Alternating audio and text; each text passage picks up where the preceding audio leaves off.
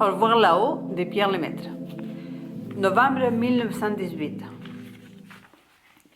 Ceux qui pensaient que cette guerre finirait bientôt étaient tous morts depuis longtemps. De la guerre, justement. Aussi, en octobre, Albert reçut-il avec pas mal de scepticisme les rumeurs annonçant un armistice.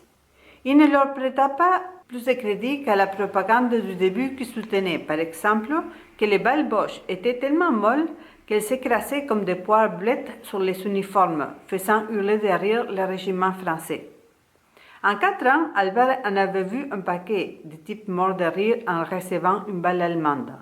Il s'en rendait bien compte.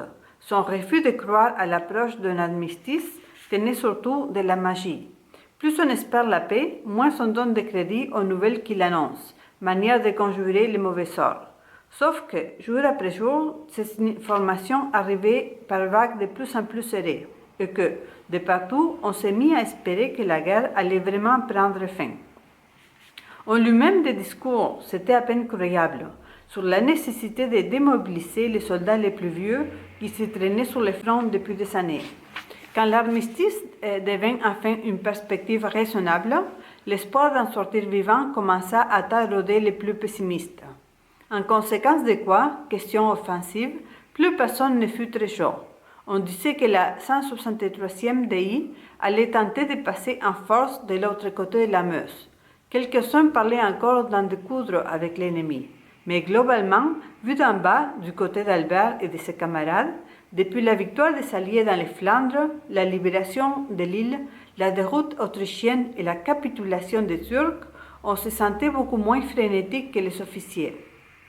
La réussite de l'offensive italienne, les Anglais à Tournai, les Américains à Châtillon, on voyait qu'on tenait le bon bout. Le gros de l'unité s'est mis à jouer la montre et on discerna une ligne de partage très nette entre ceux qui, comme Albert, auraient volontiers attendu la fin de la guerre, assis là tranquillement avec les bardas, à fumer et à écrire des lettres, et ceux qui grillaient de profiter des derniers jours pour s'extriper encore un peu avec les Boches. Cette ligne de démarcation correspondait exactement à celle qui séparait les officiers de tous les autres hommes. Rien de nouveau, se disait Albert. Les chefs veulent gagner le plus de terrain possible, histoire de se présenter en position de force à la table des négociations. Pour un peu, il vous soutiendrait que conquérir quelques mètres peut réellement changer l'issue du conflit et que mourir aujourd'hui est encore plus utile que mourir la veille. C'est à cette catégorie qu'appartenait le lieutenant Aulnay-Pradel. Tout le monde, en parlant de lui, laissait tomber le prénom, la particule, le Aulnay, le tirait et disait simplement Pradel. On savait que ça le foulait en pétard. On jouait sur du velours parce qu'il mettait un point d'honneur à ne jamais le montrer. Réflexe de classe. Albert ne l'aimait pas, peut-être parce qu'il était bon. Un type grand, mince, élégant, avec beaucoup de cheveux ondulés, d'un brun profond, un nez droit, des lèvres fines, admirablement bien dessinées, et des yeux d'un bleu foncé. Pour Albert, une vraie gueule d'empeigne. Avec ça, l'air toujours en colère. Un gars du genre impatient, qui n'avait pas de vitesse de croisière.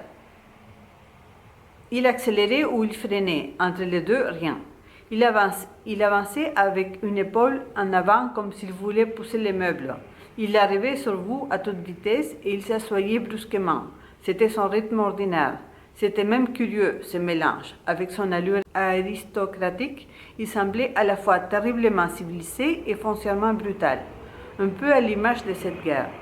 C'est peut-être pour cela qu'il s'y trouvait aussi bien. Avec ça, un de ses carrures, l'aviron, sans doute, le tennis.